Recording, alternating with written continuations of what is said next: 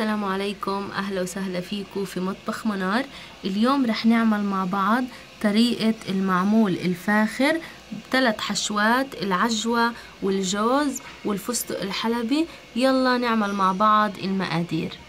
هلا اول حاجه رح نحتاجها، عندي كيلو من السميد ناعم الحبيبات، وعندي كاسه من الطحين الابيض المنخول، عندي نص قالب من الزبده، وهدول الصحنين عباره عن كاسه من السمنه مع نص كاسه من الزيت النباتي. حطيتهم على النار لعند ما سخنوا وطفيت عليهم، وهلا رح استخدمهم لما بردوا.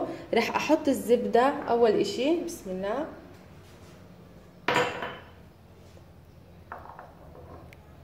رح اضيف السمنة والزيت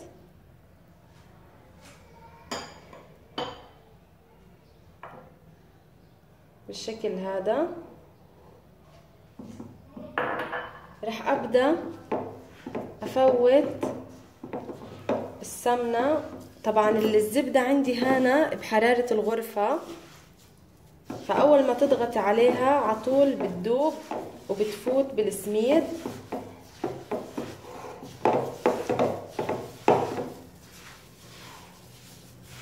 اتأكدي انه الزبدة دابت وانه كل سميد اخذ من السمنة.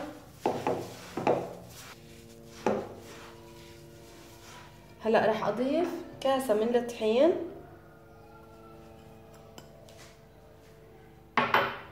وابدأ افوت الطحين مع السميد بالشكل هذا.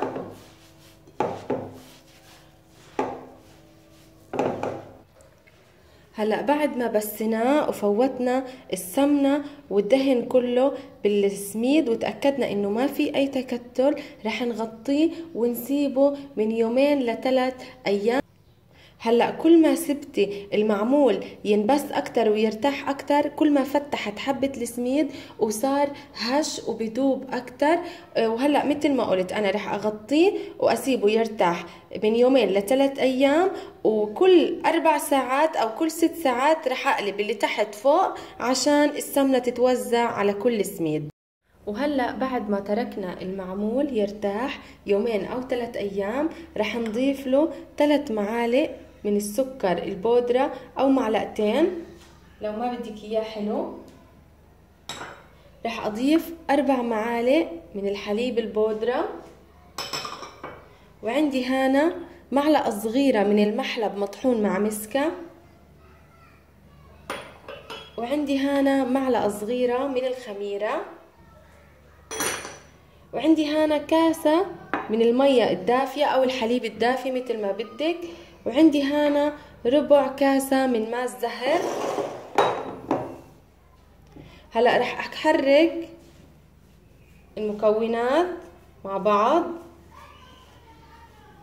عشان يختلطوا بالشكل هذا. طبعا لو حابة تحطي سمسم كمان بيرجعلك.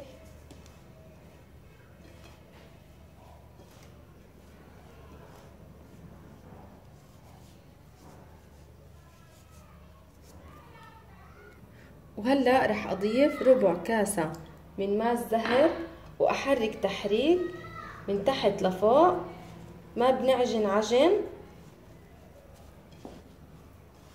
طبعا ماء الزهر تكون بحرارة الغرفة. وهلا في ملاحظة بالنسبة للسمنة والزيت والزبدة اللي حطيناهم، انا حكيت بس يبردوا، بس قصدي بس يبردوا انه ما يكونوا سخنين، يعني بنحطهم للبس دافيين. هلا عندي هنا كاسة المية ما بنحطها كلها، بنحط بالتدريج ربع كاسة ربع كاسة لعند ما تحسي انه العجينة اخذت كفايتها من المية.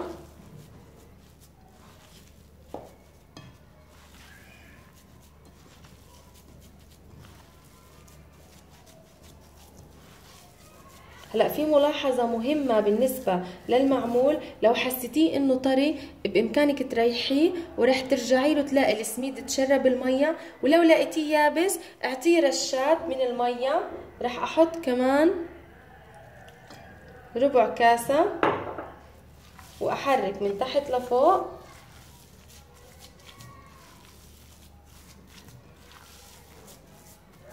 وهلا خلصنا عجن المعمول. هلا انا حطيت ربع كاسة من ماء الزهر ونص كاسة من المية الدافية، رح اغطيهم واسيبهم يرتاحوا نص ساعة عشان نبدأ بتشكيل المعمول. هلا رح نجهز الحشوات. اول حشوة عندي اللي هي العجوة. انا طحنت تمر وحطيت له قرفة وسكر وزيت نباتي وكمان سمسم وجوزة الطيب، عجنتهم مع بعض وكورتهم بالشكل هذا. عندي هنا الجوز او عين الجمل بكسره قطع صغيرة وكبيرة ومتوسطة. وعندي هنا الفستق الحلبي، انا هنا برضو كسرته خشن وناعم. رح اضيف لهم سكر. اليوم رح استخدم السكر، في فيديو سابق استخدمت القطر، يعني حوالي معلقة كبيرة من السكر. هنا رح اضيف معلقتين صغار من القرفة، ورح اضيف حوالي معلقة صغيرة او اقل من الزبدة عشان تمسك مع بعض. رح اضيف ماء الزهر حوالي معلقة كبيرة. رح ابدأ احركهم مع بعض لعند ما يتجانسوا.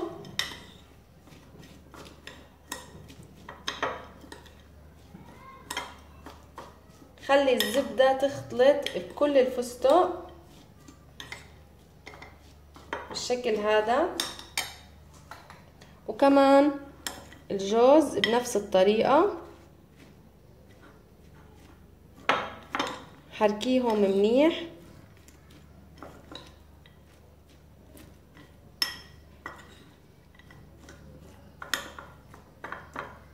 وهلا بعد ما ريحنا العجينة رح نرجع نشتغل فيها. اول حاجة رح نعمل معمول العجوة. رح ناخد عجينة بالشكل هذا، نحط فيها العجوة، نغطيها، ورح نعملها كورة ونحطها بالقالب. رح نضغط عليها بالشكل هذا.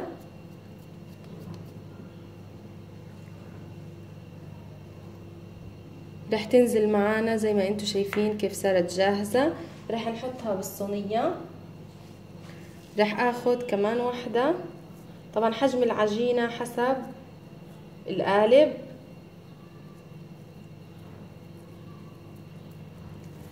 رح اعملها كورة واحطها بالقالب مع الضغط عليها، وانزلها، وهيك صارت جاهزة. وهلا رح نعمل معمول بالجوز. رح اخد عجينة، رح افردها وامسكها بالشكل هذا. رح اضيف حشوة الجوز واسكر عليها،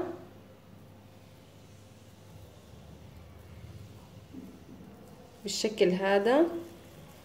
رح اضيف لها شوية من العجينة عشان تناسب حجم القالب. رح اضيفها للقالب مع الضغط عليها. بامكانك تضيفي للقالب نايلون مثل المرة الماضية. وهلأ رح ننزلها، وهيك معمول الجوز صار جاهز.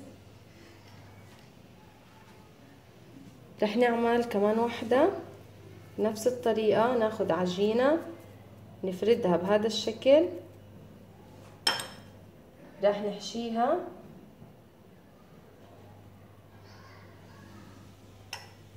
ونغطيها.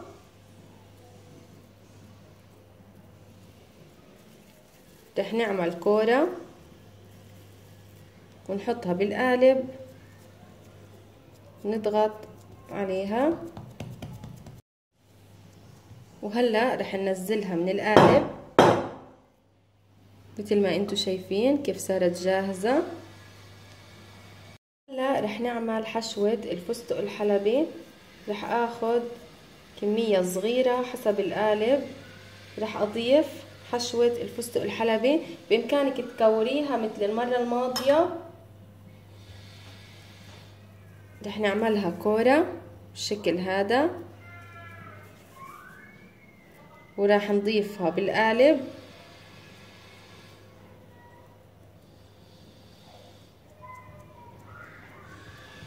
وهلأ رح ننزلها بالشكل هذا. شوفي قديش صغيرة وعلى قد التم. رح نعمل كمان وحدة. رح ناخد عجينة حجمها صغير. رح ناخد حشوة الفستق الحلبي نضيفها. رح نسكرها ونعملها بالشكل هذا. رح نفوتها بالقالب